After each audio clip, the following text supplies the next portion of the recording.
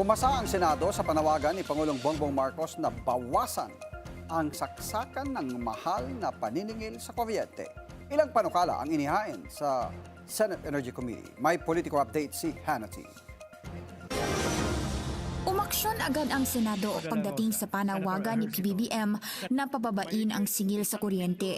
Isang araw matapos ang sona ng Pangulo. Naghain si Senate Energy Committee Chair Erwin Tulfo ng Energy Tax Repeal Act na magpapawalang bisa sa batas na nagpapataw ng energy tax sa konsumo ng kuryente.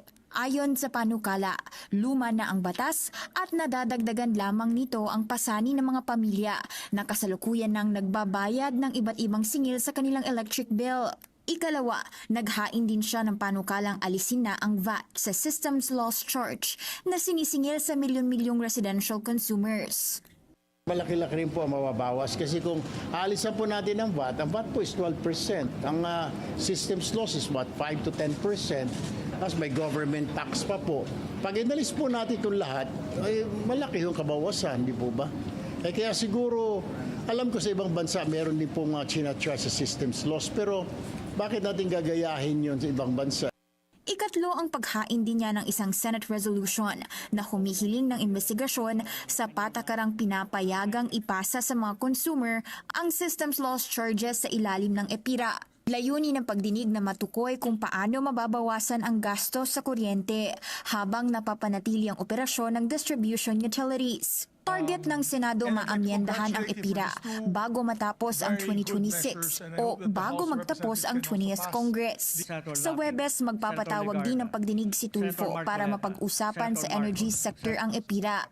Suportado rin ni Senator Kiko Pangilinan ang EPIRA amendment. Mas dapat daw gastusan ng publiko ang pagkain, edukasyon at kalusugan sa halip na pagpagurang bayaran ang VAT at systems loss charges sa kuryente. Katunayan, naghain din si Pangilinan ng isang Senate measure para sa VAT exemption on systems loss. Kailangan daw sumentro ang power sector sa kapakanan ng mga consumer at makapaghatid ng abot kaya at maasahang kuryente saan man sa bansa. Para sa Politico Nightly, Hannah Tia, Billionario News Channel. Handang makipagtulungan ang Meralco at Energy Regulatory Commission o ERC sa nais na reforma ng Pangulo sa kuryente. Sa sona ng Pangulo kahapon, inihag niya na dapat nang amyendahan ang Electric Power Industry Reform Act o EPIRA Law at tanggalin na ang Systems Loss Charge sa kuryente.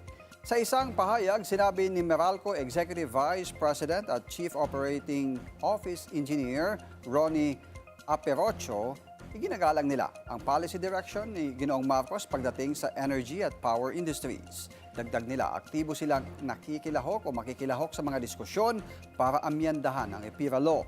Suportado rin ng ERC ang pahayag ni PBBM. Makikipagtulungan daw ito sa Energy Department at stakeholders sa pagsusulong ng pagbabago sa sistema ng power sector.